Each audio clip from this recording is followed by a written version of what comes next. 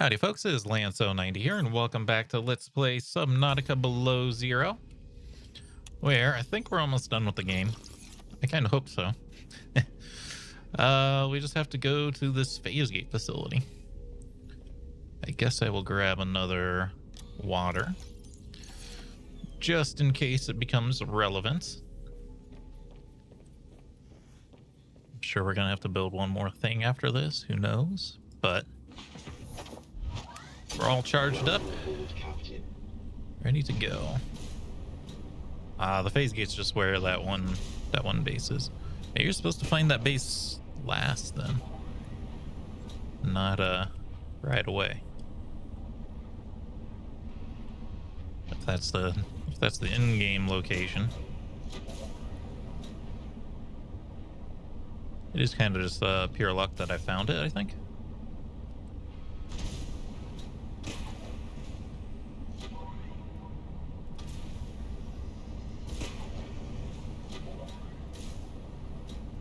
All right. Oh yeah, I don't know how much more of the game we have left. I heard the game was actually short, and I think our game would have been short other than the fact that the game's trolled us a couple times. I got stuck and I had to restart. He almost got stuck again. We've gotten lost hundreds of thousands of times because they decided to make this one a maze compared to the first game. And we've had our spawn points not, or our map markers not show up, further contributing to being completely lost. I don't remember if we need to go further this way or the other way to get to this place, but no, here it is. Yeah, we will probably be making a review video. Oh, you know what? We have to read our dang flora and fauna book here, because this could be whatever the last step is, you know? Let's get into this base here.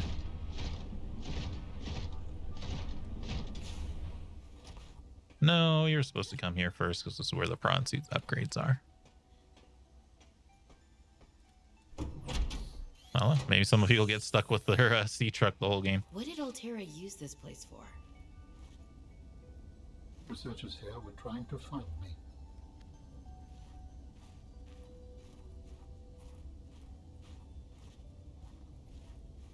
So you were supposed to find it later.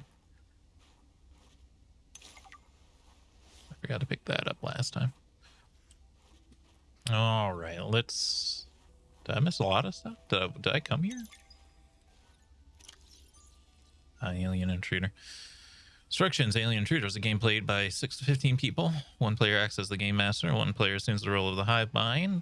Two remaining players are scientists on a research mission. Players divided by 6 of the scientists are secretly alien intruders. Hive mind. The hive mind is the puppet master pulling the strings of deception. The hive mind knows who the aliens are and who the scientists are. This player observes the game and tries to manipulate the alien intruders to eliminate all the scientists. The hive mind wins if 3 or 4 of the scientists have been eliminated before completing all their tasks. Alien intruder. This player does not know they are an alien intruder. For all intents and purposes, the alien intruder thinks they are no scientists. The scientist's job is to survive and eliminate the alien intruders or complete all tasks. The scientists do not know who the alien is. The scientists win if all the aliens are dead, or if they've completed all their tasks. Game master runs the session and serves the completion of different cycles. Hive mind will communicate their intentions directly to the GM, and the GM will tell players how his or her intentions play out. Phases. The game is broken up into days. Each day the scientists and alien choose either perform a task or spy on a player. Then the hive mind tells the GM if they would like to plant a seed of doubt on a spy result or eliminate the spy target if the alien, if applicable. This is done by circulating between the hive mind and the GM, and then reports back on the results of the players' spying efforts, influenced or not by the hive mind. After which the scientist and alien may have up to a 3-minute meeting to discuss the day's events, and then may elect to eliminate a scientist with a majority vote. Scientist/alien then go to bed and sleep to start the next day's cycle. That just sounds like Among Us with extra steps. Okay. It's clearly a reference to that, but it's also a bit silly. Hope. The sweetest in the gale is heard. A storm must be the storm that could abash the little bird. So that kept so many warm. I've heard it in the chillest land and on the strangest sea, yet never in extremity. It asked a crumb of me. Presence of hope seems to inspire humans to persevere in the face of adversity. Perhaps humans keep a hope with them at all times. From this notation, hope appears to be a hardy avian creature. It is capable of surviving at sea and in cold climates. Having kept so many warm, hope might be observed to reduce exothermic chemical reactions. Assessment, find and maintain hope. Okay. That's good. Rock grub, a small luminescent scavenger, roughly thumb size. This creature may be a distant relative of the sand shark, sharing that species' unusual limb segmented exoskeleton and burrowing behavior. Jaw, its circular set of teeth is designed to tear up clumps of coral and seagrass caught on rocks. Limbs, 5 legs, 2 arms, and a large flipper out of the rock grub to cling to and walk across rock faces in search of food, and swiftly swims to safety when under attack. Green luminescence. Going green in the dark would seem like a poor survival strategy, but this adaptation may be a mating behavior or other specialized process engaged in by only a fraction of the total population at one time, or perhaps being eaten is simply part of the rock grub's life cycle. Assessment, harmless. Leviathans. The glow whale. Not a threat. Glow whales are communal leviathans, approximately 30 meters long, often found swimming in the open ocean and occasionally breaching the surface. Photophores. Glow whales contain several types of bioluminescence. Perhaps most noteworthy are their photophores, which are incandescent glandular organs found at the corners of their eyes and pods at the tip of their sail-like pectoral fins. Glow horns. The glow whale's blue horns behave similarly to the tuning forks. The horns receive waves of sound from the water to help the glow whales identify members of their pod from a distance. This ability is also used in hunting in shoals to determine the position of potential food sources. When pods of whales are at play, they emit harmonious series of notes that resonate in their horns and release a series of chemicals that appears to create a joyful response in nearby whales. This note's frequency is too high to be heard by human ears. Passive harbors barnacles and algae. Ice worm. Pointy boy. Extremely high threat. Extremely large and dangerous leviathan, roughly 95 meters long, with a thick plated exoskeleton that burrows through dense ice shells with minimal resistance. Plating, the ice worm is covered in a thick exoskeleton with backwards facing spikes. The exoskeleton protects the soft upper belly of the ice worm as it moves through the ice. The spikes create treads that rapidly shuttle melted water back as it burrows, similar to tire treads. The anterior of the worm is covered in a thicker skin that doesn't require plating. Superheated horn. The horn of the ice worm is the thickest part of the creature. The inner chambers of the horn are filled with deposits of raw alkali metals that react violently with water, creating an exothermic chemical reaction. As the ice worm burrows, small microscopic grooves continually channel water into these chambers, allowing it to burrow with ease. Behaviors. The ice worm is an ambush predator. It relies on sound traveling through the ice to alert it to potential prey. Oh, that's what the thumper's for, is a distraction. When it lunges through the ice and uses its horn and mandibles to attack, the ice worm can be temporarily distracted through the use of sonic devices. Aggressive and lethal, avoid. Ice worm bones. Scan of the ice worm bones shows that they have a surprising degree of flexion on them. This allows the bones to compress inward when the ice worm is burrowing. A total rigidity in bone structure might result in deformation of the skeletal structure over time. There's evidence of muscle insertions that would manipulate the compression or decompression of the ice worm's long rib cage. These ice worm bones appear relatively intact. It seems that other large land predators in the region tend to leave ice worm carcasses alone after death. Juvenile event guardian. Practically no threat. Roughly 20 meters long, the juvenile event garden represents immature life stage to fully grown established event garden. This gentle giant appears to swim aimless, looping in circles around mature event gardens. Swimming. While their swimming can seem directionless at first glance, the young event garden is actively growing and strengthening its tentacles for when it finds a vent upon which to anchor and mature. Bell. The bell of the juvenile event garden remains sealed until it anchors over a vent. Once anchored, the heat and pressure activate a cluster of latent stem cells that develop into an opening over the course of months. Assessment, docile, not a threat. the real vent garden. I don't know if you guys saw this because I think we were not recording on accident. The vent garden is a stationary leviathan that anchors itself above the thermal vents and aquatic flora inside the spell-shaped interior. Anchoring tentacles. 6 tentacles anchor the vent garden to the seafloor around vents.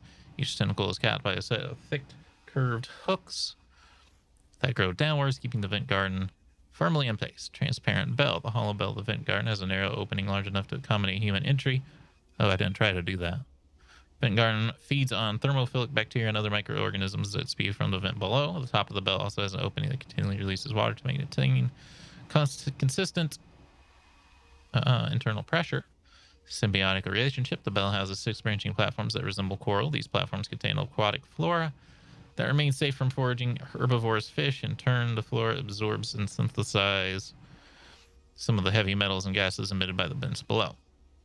Docile, nutrient-rich harbors flora. We might have to go inside that before we finish then. My cat is not stopping meowing. Herbivores large. Arctic ray, no threat. These fast-moving ray species are well adapted to low-temperature environments.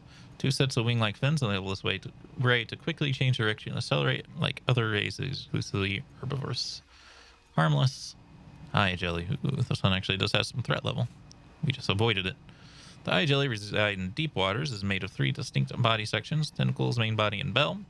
The end tentacles are covered with bioluminescent nodes which track play, and then the tentacles are touched. They emit a shock through specialized cells called cyanoidites. When these cells are venomous, harpoon-like structures called nemesis, which are triggered by touch. The eye jellies drift with little locomotion, though they can track movement with their large singular eye. Weird. I don't like it. Lily Paddler. That's threat level is 0, so I wonder what it's trying to do. Medium-sized herbivore with elongated bifurcated torso and multiple bioluminescent endorsements. Slow and vulnerable to attack, long arms for seed foraging on the ocean floor, an array of feather-like appendages displayed varied colors in the light conditions. When threatened, the paddler emits a pheromonal defense that disrupts higher-order brain function in certain species. At night, the paddler's illuminated plumage looks like a school of smaller fish, perhaps convincing predators are not worth the chase. Assessment: dangerous in unfamiliar environments and approach with caution. Sea monkey. I guess that's they're technically more dangerous than the lily paddler, which is weird. Medium-sized, intelligent herbivore who shows great interest in other life forms and their possessions. More research is needed to understand this life form and its behavior.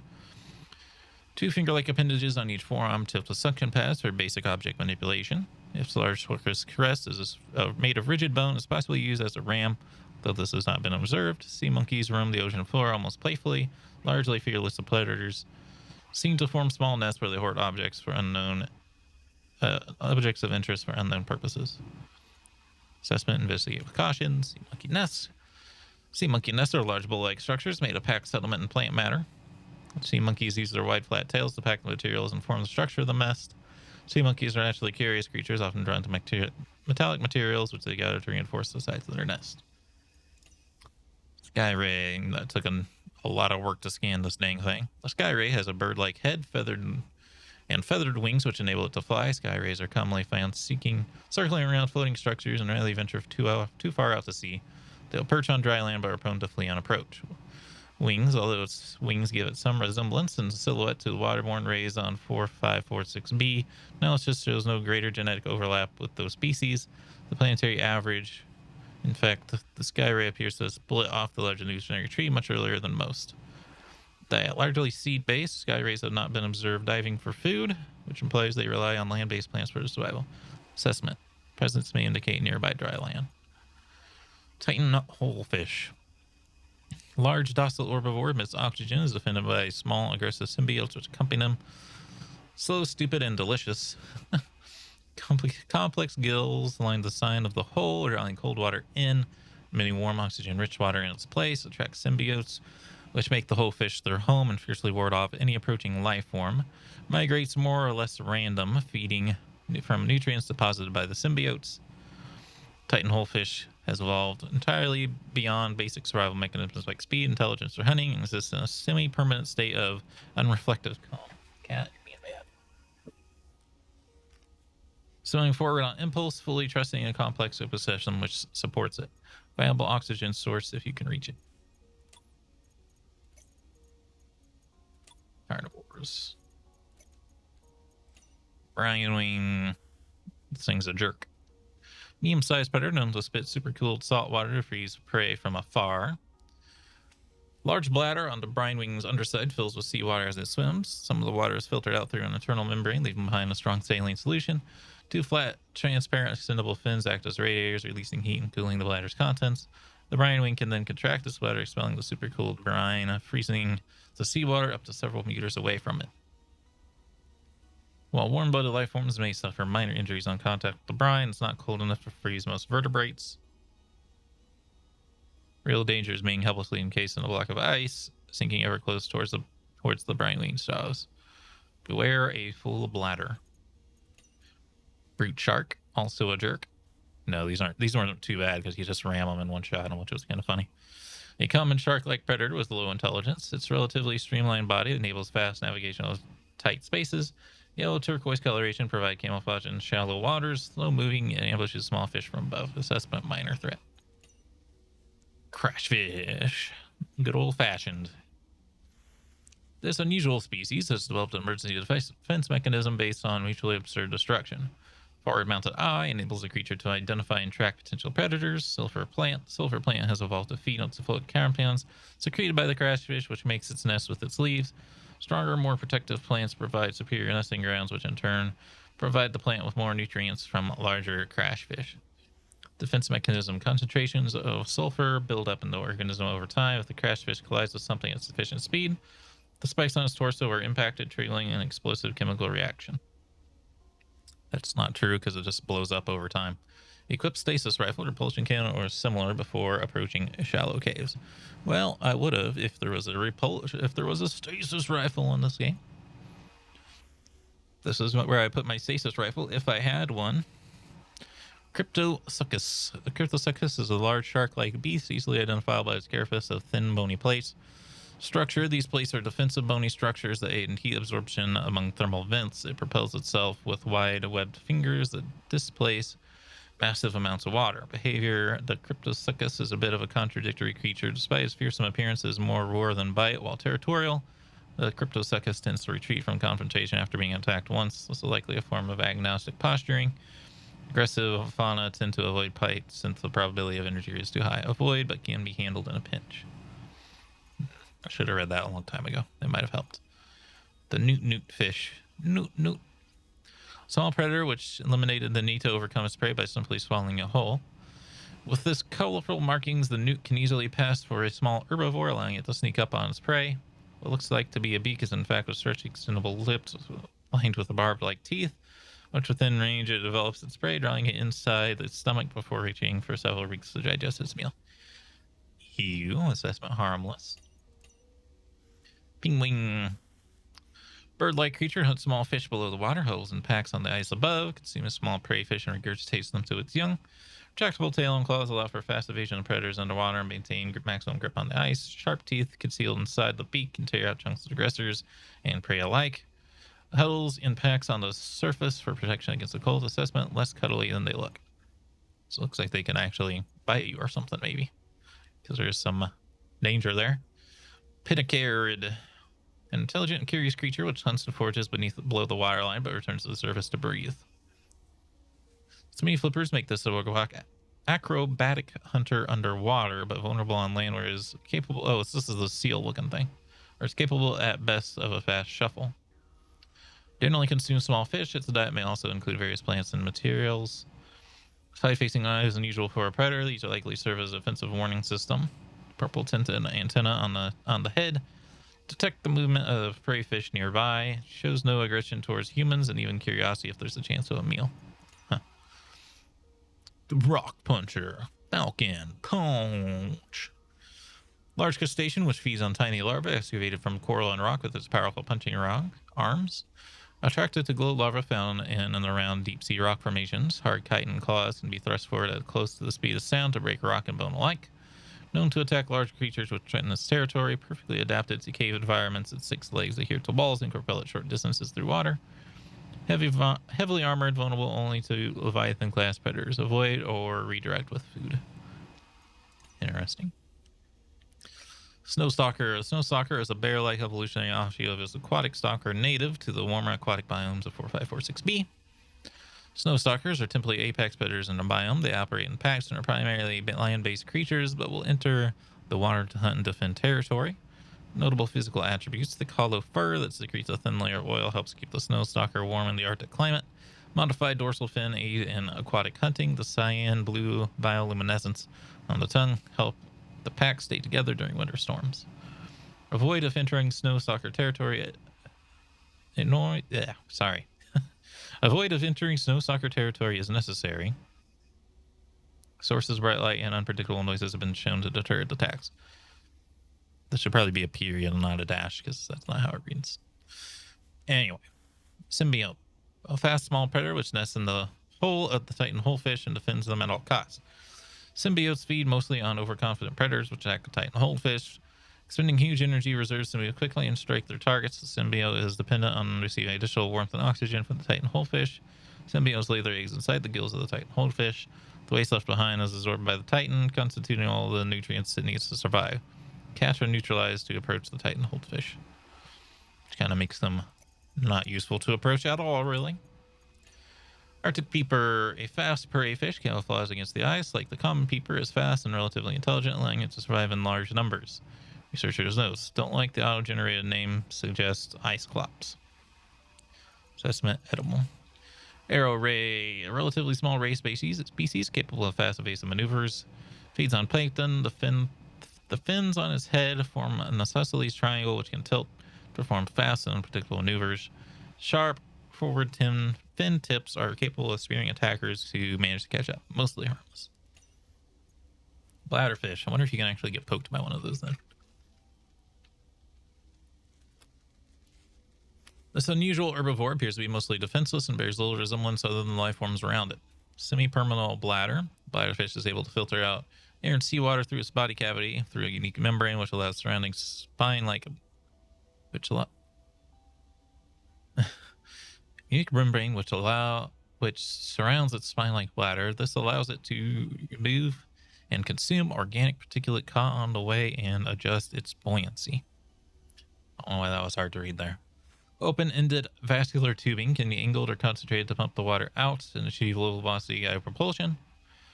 Largely oblivious to the threats and practically immobile at night, its only identified defense mechanism is it's almost entirely made of water, air, and cartilage. Assessment. Edible. Oxygen may be retrieved from the bladder and added to tanks on consumption. Oh. Really? Can you eat this in the deep sea and recharge your oxygen? I didn't know that.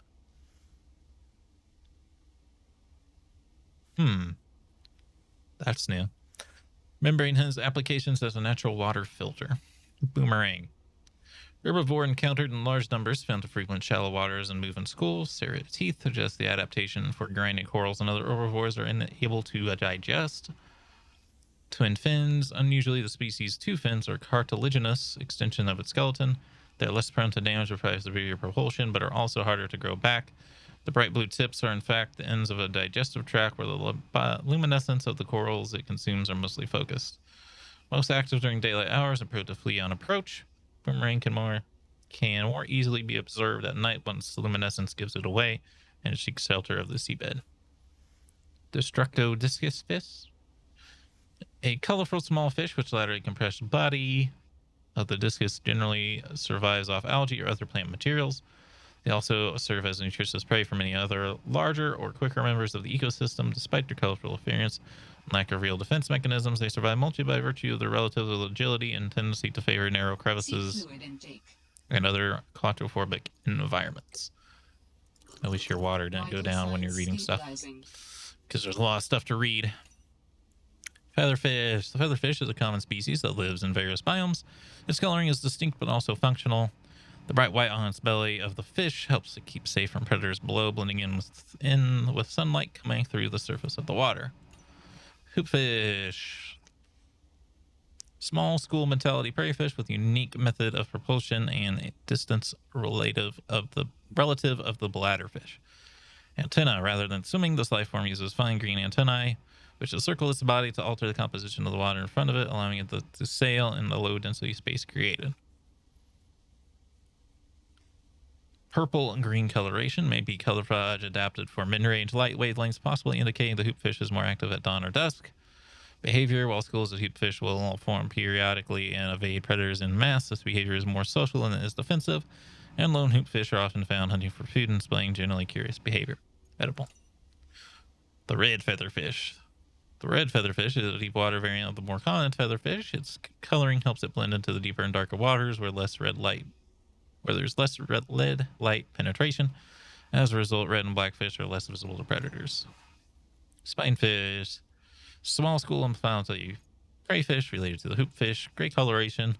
Combination of near translucent flesh with white rib cage markings give the fish a deathly appearance. Takes advantage of this to avoid the attention of its predators. Mostly moves in schools for protection, but will disperse and flee if necessary, whereon those fortunate enough to escape the gaze of their assailants will make for the seafloor and hide amongst the detritus. Assessment: edible, low calorie count. Spinnerfish. Bizarre fish with star-like fins which spins to generate propulsion. Capable of very high speeds in a straight line, slow, wide turning cycle. Unlike other prey fish, they feed on a variety of seasoned grasses around the seabed. Triops. An effective bottom feeder with unusual tropical vision. Mouth parts on the other side of the hoover up and crunch down small invertebrates on the seafloor, spending much of its time hiding from predators above its camouflage to blend in with the surrounding terrain when necessary. Forward-facing eyes are unusual in prey creatures. Are unusual? Isn't that wrong? That should be forward-facing aren't unusual. Not at least 3 of them. Because isn't it the sideways-facing eyes that are not? Like, I discussed it with the other creature earlier. Anyway, each eye, however, is angled slightly outward, which gives the triops a clear field of view of almost 240 degrees. Careful use of these powerful faculties is probably what kept the triops alive to date. Assessment: edible. Flora. We're just going to get this all in one video because I want to be done with this game, man. I don't want to read anymore. Please have mercy. Chinese potato plant. The Chinese potato is common throughout the China territories where synthetic foods are still stigmatized, and there remain large tracts of arable land on which to grow fresh produce. Genetically designed prior to the expansion, this plant is highly adaptable to different environments and is a staple of new colonies galaxy-wide. Assessment: edible. Creepvine seeds. Mature creepvine plants that have survived the predation of small herbivores produce these bioluminescent seed clusters, which may be knocked loose by currents or consumed later and deposited by predators. The embryo is surrounded by a thick oil and silicone layer, which would disperse into the ground as the outer skin deteriorated. This may provide the sealing with the nutrients it needs to survive the low light conditions of the seabed. Assessment: vital alien resource construction application. Flowering spore. This is a weird one. It looks like it has something growing inside it. A floating spore emitted by the grand cotton anemone. The spore is slightly more buoyant than water and floats suspended in its biome. And carried along by ocean currents. When the spore brushes against an acceptable surface, the spore breaks open as sea latches on in hopes of growing. Harvest for use in material production. Frostface plant. This species is a terrestrial plant.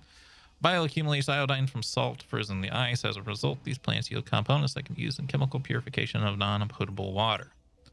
Gel sac. These organic structures glow in cave walls. The purple sacs, which arise from the surface, contain a low-density gel laced with the spores. These burst from time to time, floating towards the surface, attaching onto the next rock face they encounter.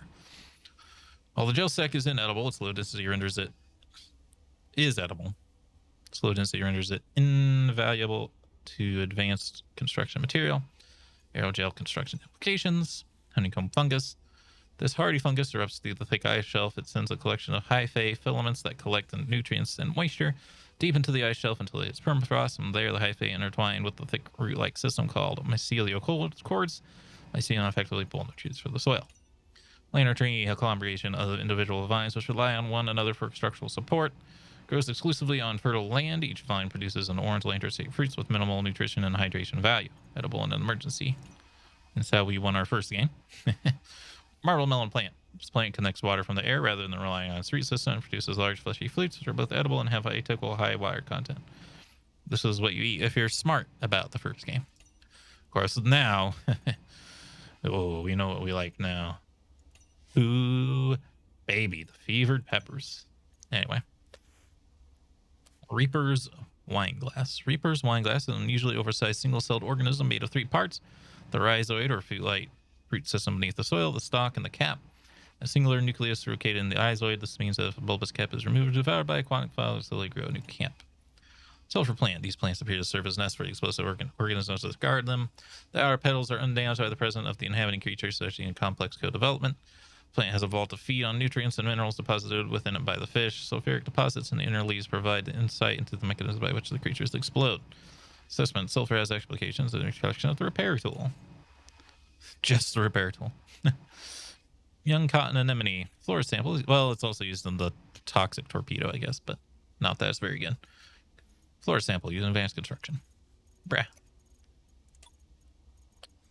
Adolescent lily pad. Adolescent lily pad grows towards the sun. The main leaf unfurls into a fan shape, and the clusters of smaller seedlings along the base begin to twist around the smaller stem, forming a thicker stem that is more firmly anchored to the ground.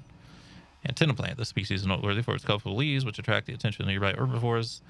The hungry fish who devour the antenna fruit will then spread the plant's seeds across the biome, perpetuating the life cycle. Blooming raindrops. These aquatic flowers grow in various biomes. The thick stem bioluminescent bulb grows out of the top of the stem and stores nutrients when sunlight is in short supply. Broken mandrake. The broken mandrake is a bioluminescent plant that roots itself in surfaces of deep coral zones. Analysis indicates it has accumulated many genetic adaptations for its permanent dark conditions. Bullseye shroom. Bullseye shrooms are harvestable fungi following around the near coral bridges. These mushrooms are noteworthy for their thick, meaty caps. These caps manage to produce a small amount of chlorophyll, which makes it possible some of the photosynthesis, but the mushroom still gets most of its nutrients from dead matter on the seafloor. Harvestable and plantable. We didn't use you for anything. Why are you here? Food, I guess, but the fevered pepper, man. The fevered pepper, bro. Coral bridges are formed by rapidly growing coral polyps that exhibit which causes growth in response to stimuli or when touching a solid object. Coral bridges grow in thick, twisted patterns. They anchor onto rocks or other coral. The underside is covered in colonies of blue barnacles. Crescent moon coral. Crescent moon coral prefers to grow vertically, similar to a vine. The branching filaments connecting the crescent to the stem contain phloem that pull in various microorganisms for nourishment. Fallen lily pad. Eventually, a mature lily pad dies. While the large leaf allows for an effective area of photosynthesis, there are limited nutrients stored in the earth entangled in its floating root system. When a mature lily pad runs out of nutrients, it will begin to wither and fall back to the seedbed, which begins the cycle anew. Fallen lily pad provides nutrients for young seed leaves to grow and provides temporary nutrients for other flora and fauna. The grand cotton anemone. One of the largest multicellular organisms in the sector of 4546b, the grand cotton anemone is hard to miss. This species propagates by emitting a steady flow of spermatozoa, reminiscent of flower pollen, that are forced out of an opening as a result of gas exchange. Periodically, a large egg is expelled. Once fertilized, this egg develops into a planule larva, which drifts through the local environment before establishing itself on the ocean floor. Collect eggs for advanced fabrication. What? We never did that. Green Turnian. Green Turnians benefit from the lily pad life cycle. They tend to anchor themselves on lily pad roots and near fallen lily pads and use material as nutrients. Hydrothermal vents. Hydrothermal vents are created when water filters through cracks in the planetary crust and ultimately collides with hot magma. As a result, superheated water is propelled upwards, bursting through the ocean floor. The water temperature at the vent opening was once hot enough to melt lead. The application of pressure over time resulted in the emerging rock structure. Despite the intense temperatures, these vents are home to their own ecosystems of life. At the bottom of the food chain, chemosynthetic microorganisms are found, life forms that feed off the vent's chemical emissions. Jade membrane. This species, this thing was kind of interesting looking, features multiple circular nodes that are filled with green, thin membrane with scattering of luminescent white dots. The membrane is mildly sticky and emits a pheromone that draws in small fish and microbacteria that get caught in the membrane and then digested. My voice is starting to hurt. Kelp root. Contrary to its name, the visible aspect of the kelp root is a thick, twisted stem. The roots anchor deep within the rocky walls of the cave. Some kelp roots grow a pustule along the stem, which are formed by the plant slowly ejecting out toxic materials that are absorbed by extensive root system. We're just not going to talk about the fact that there's an alien inside them. Harvestable for resources and used in fabrication. Lily pad root, tangled, dense root structure that occasionally pull in chunks of terrain from the seabed, connecting an intertwined network of plant life and suspended rock. Mature a lily plant. Once the rising lily pad breaches the surface, its sealed fan slowly releases, causing the leaf to unfurl into a large flat circle that floats atop the surface of the water. Despite its size, mature lily pad is able to float due to surface tension. Oxygen plant. The oxygen plant produces a harvestable reserve of oxygen in a bioluminescent floating bulb. It's hypothesized that this attracts territorial air-breathing fauna, forming a symbiotic relationship that protects the plant from herbivorous fish. Assessment: underwater source of breathable oxygen, useful in free diving scenarios. Pink narrowleaf. This grass-like species grows in small clusters near coral bridges. Ragged pitcher plant. Ragged pitcher plant is the only known species of predatory underwater plant on 4546b. It grows mineral-rich hydrothermal deposits. The bowl-shaped pitcher produces a highly concentrated brine that pools inside due to its high density. If small organisms get too close, they are stung, causing them to sink into the pitcher where they are dissolved and absorbed by the plant. Redwort, a common species adaptable to many environments. Redwort is a staple part of the diet of many smaller herbivores. Ribbon plant. Ribbon plant contains highly concentrated sulfuric acid, which can be used for use in battery fabrication. Sulfuric acid evolved as a evolutionary defense mechanism to discourage fauna from eating the leaves of the ribbon plant. While harvesting the plant, the core must not be compromised in order to avoid creating an ectothermic chemical reaction. Yeah. Scaly maw anemone. Scaly maw anemone prefer shallow water and ample exposure to sunlight, and exist in a symbiotic relationship with a species of vibrant algae that live atop the anemone's trunk. These algae thrive in the sun, create a thinly scaled bacterial mat around the structure of the anemone as they feed on other microorganisms that filter through the anemone's water space. Spiral plant. Reminiscent of mussel striations, the spiral plant contains a strong but lightweight fibrous material that is useful for insulation and pressure equalization. Spiral plant lives in symbiosis with the vent guardian, which provides a safe environment. I bet you're supposed to find this in Event Guardian, but it just kind of grows around town too. It's going to be interesting doing a review of this, I think, because there's a few things in here that have hinted that like gameplay features were dropped, and I think I can tell. Like this game it's not as tight as the first game was. Mesh-like fibers of the plant filter out heavy metals from the vent emissions below. Tornado plants. Tornado plants are underwater mushroom with a thin inner cage surrounded by a swirling chitin structure. Mushrooms are about to starve again. Mushrooms' wildly unusual morphology is not currently understood. Twisted mandrake. Twisted mandrake grows in temperatures and coral zones. Its leafy canopy photosynthesizes sunlight while providing shade to bulbous structure underneath. Violet bow. Common luminescent plant which grows in patches on the seabed. After 10 years of reading, hopefully it was worth the wait. Hope you all enjoyed the video. If you did, remember hit the like button, keep the conversation going in the comments. I really don't want to talk anymore. I'll see you later.